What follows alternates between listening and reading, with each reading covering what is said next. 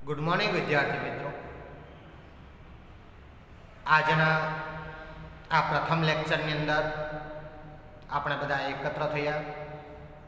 विद्यार्थी मित्रों, नवा वर्षनी अंदर दरेक विद्यार्थीओने शुभकामनाओं। नवा वर्षनी अंदर द्वितीय सेमेस्टर चैप्टर नंबर 7 जाहिर क्षेत्र, खानगी क्षेत्र और वैश्विक साहसों। विद्यार्थी मित्रों, 7मा चैप्टर थी आपणे तो के भणवानी शुरुआत करीशुं।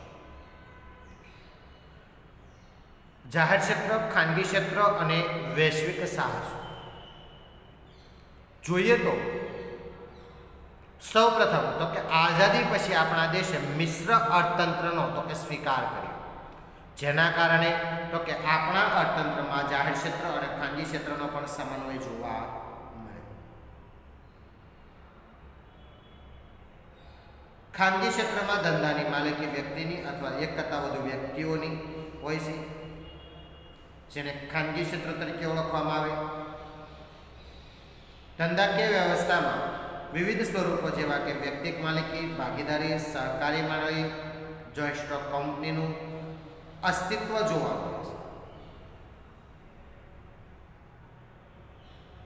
जे पण कांई कंपनीओनी अंदर एकमोनी मालिकी, संचालन और अंकुश सरकारना होय, जेने जाहिर क्षेत्र कहेवाय।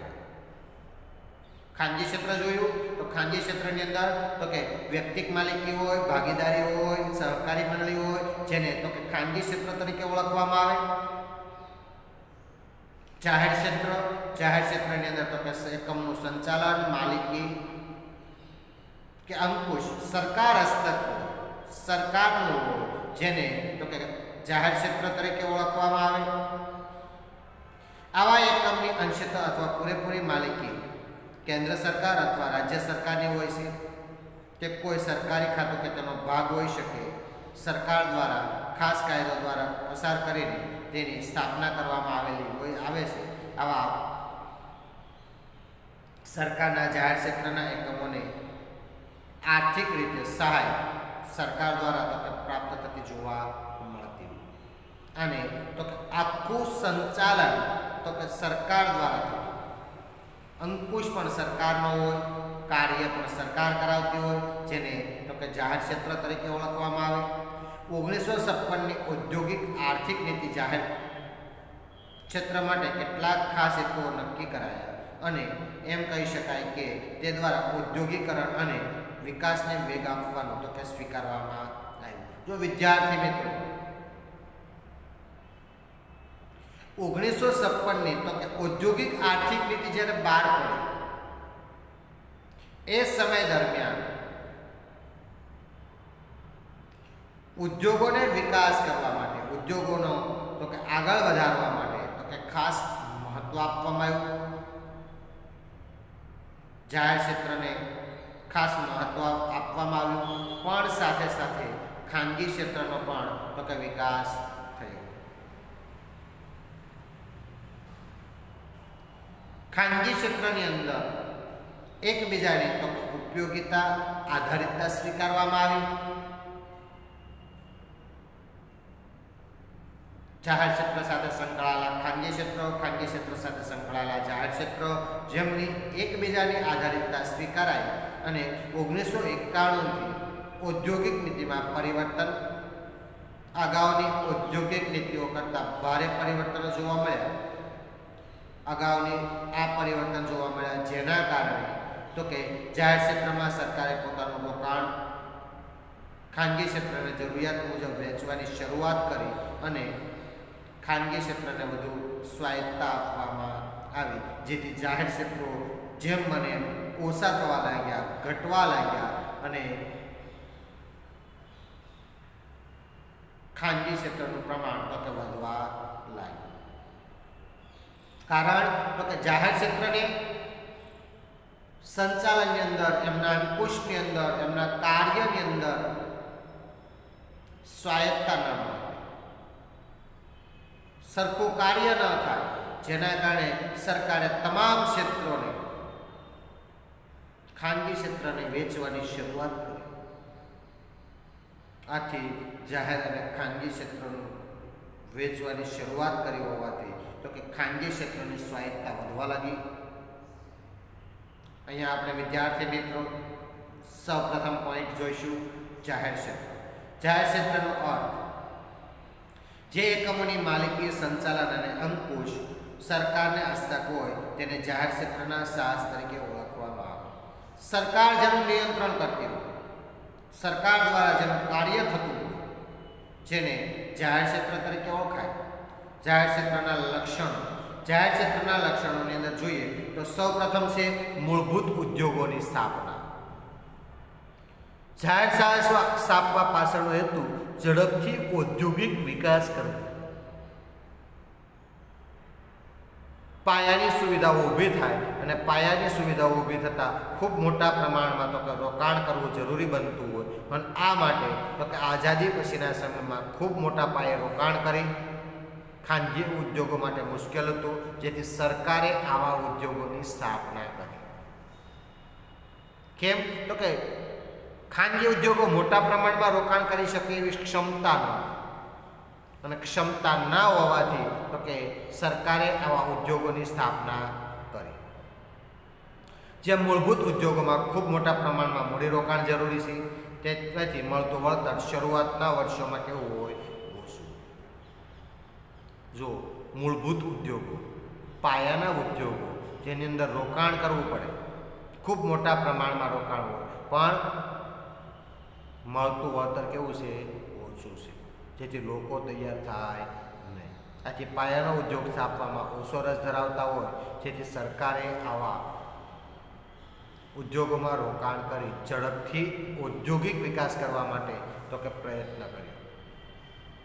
સરકારે એમાં રોકાણ કર્યું, મૂળભૂત ઉદ્યોગોની સ્થાપના કરી અને વિકાસને વેગ આપ્યો. ત્યાર પછી છે બીજું, ઇજારાશાહી નાબૂદી. જ્યારે એમ કહી શકાય કે ઔદ્યોગિક એકમોની માલિકી સરકારની હોય ત્યારે ખાનગી ક્ષેત્રની ઇજારાશાહી કેવી થઈ જાય, નાબૂદ થઈ જાય. જો હુકમી પ્રથા દૂર થઈ, ત્યાર પછી સંતુલિત પ્રાદેશિક ઔદ્યોગિક વિકાસ. સંતુલિત પ્રાદેશિક ઔદ્યોગિક વિકાસ જેની અંદર એમ કહી શકાય કે પછાત વિસ્તારોમાં ખાનગી ક્ષેત્રના રોકાણકારો ખૂબ મૂડી રોકાણ કરવા આકર્ષાતા ન હોય. કેમ તો કે પછાત વિસ્તાર છે, ત્યાંથી નફો ઓછો થાય. આથી આવા ક્ષેત્રની અંદર ખાનગી ક્ષેત્રો રોકાણ કરવા તૈયાર થાય નહીં. જેમ કે ઉદાહરણ તરીકે જોતા હોય તો રાઉરકેલા, ભિલાઈ, બોકારો વગેરે જેવા ક્ષેત્રો છે ત્યાં લોકો રોકાણ કરવા તૈયાર થતા હોતા નથી. આથી આવા ઔદ્યોગિક વિસ્તારોની અંદર, આવા પછાત વિસ્તારોની અંદર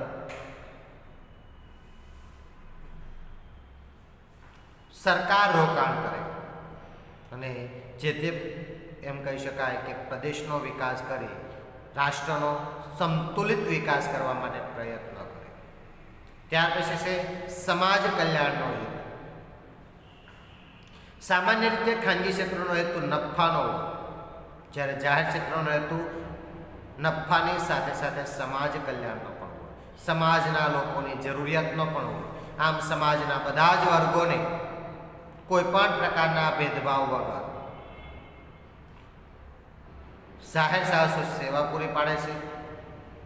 ઔદ્યોગિકરણને વેગ આપવામાં મોટા પાયે ઉદ્યોગોમાં જાહેર સાહસો મોટા પાયે કામ કરે છે. આથી ઔદ્યોગિકરણને વેગ આપી સમાજ કલ્યાણનું કાર્ય થઈ શકે. કારણ તો કે ખાનગી ક્ષેત્રો આના માટે તૈયાર કે સક્ષમ ન હતા. ત્યારે એમ કહી શકાય કે સમાજ કલ્યાણનો હેતુ સમાજની જરૂરિયાતો પૂરી કરવી, સમાજને આગળ લાવવું, આના માટે તો કે સરકાર પ્રયત્ન કરે.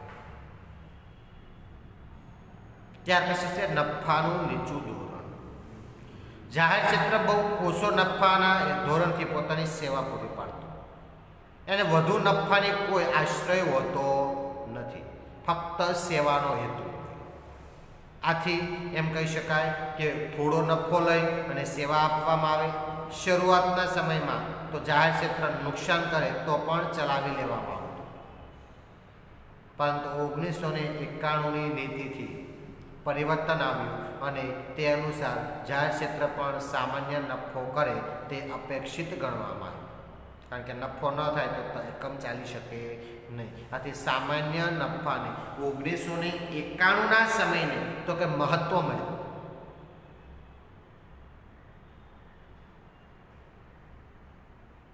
ત્યાર પછી છે રાષ્ટ્રીય હિતની જાળવણી. જાહેર ક્ષેત્રો રાષ્ટ્રીય હિત માટે વધુ યોગ્ય સાબિત થાય. દાખલા તરીકે સંરક્ષણ ક્ષેત્રના સાધનોનું ઉત્પાદન કરવા માટે. સંરક્ષણના સાધનો એટલે કે બોર્ડર ઉપર વપરાતા સાધનો, હથિયારોનું ઉત્પાદન કરવા આ રાષ્ટ્રહિતની જાળવણીમાં તો કે અતિ આવશ્યક ફાળો જોવા મળે છે. ત્યાર પછી છે રોજગારીની તકોનું સર્જન. ભારત જેવા વિકસતા અને વધુ વસ્તી ધરાવતા દેશોમાં રોજગારીની તકોનું સર્જન અતિ મહત્વનું જોવા મળે. કારણ કે જો રોજગારી ન મળે તો લોકોની અંદર ભૂખમરો, એકબીજાને મારવા માટેની પ્રવૃત્તિ, આવા અનેક ક્ષેત્રો જોવા મળે. આથી જાહેર ક્ષેત્રમાં મોટા પાયે રોકાણ થતાં આનુષંગિક એકમોનો વિકાસ થયો, જેથી રોજગારીની તકોનું સર્જન થયું અને લોકોને રોજગારી પૂરી પાડી શકાય. વિદ્યાર્થી મિત્રો, આનુષંગિક એકમોનો વિકાસ એક એકમ સાથે સંકળાયેલા અન્ય એકમોનો પણ વિકાસ થયો અને અન્ય એકમોનો વિકાસ થતાં તો કે રાષ્ટ્રીય વિકાસ થઈ શકે. આથી ત્યાર પછીનો પોઈન્ટ જોઈએ દેશના આર્થિક વિકાસમાં મદદરૂપ અથવા વધારો. કોઈ પણ દેશ માટે આર્થિક વિકાસ અત્યંત જરૂરી. આર્થિક વિકાસ ન થાય તો કાર્ય થઈ શકે નહીં. આથી જાહેર ક્ષેત્ર ઉદ્યોગો માટે તો કે જરૂરી પાયાની સુવિધાઓનું સર્જન કરે છે. તેના કારણે તો કે નવા ઉદ્યોગોનો વિકાસ શક્ય બને. તો કે પાયાની જરૂરિયાત કાચું મટીરિયલ છે, સાધન સામગ્રી છે, જેની તો કે જરૂરિયાત પૂરી કરવામાં આવે, જેથી અન્ય એકમોનો પણ વિકાસ થાય. દેશનો આર્થિક વિકાસ સતત વધતો રહે. આ માટે જ દેશના વિકાસ માટે મહત્વની બાબત જોવા મળે છે. ત્યાર પછી છે સામાજિક આર્થિક ન્યાય. જાહેર ક્ષેત્રનું સંચાલન સરકાર હસ્તક હોય છે. સરકારની નીતિઓનું પાલન કરવું ફરજિયાત હોય છે.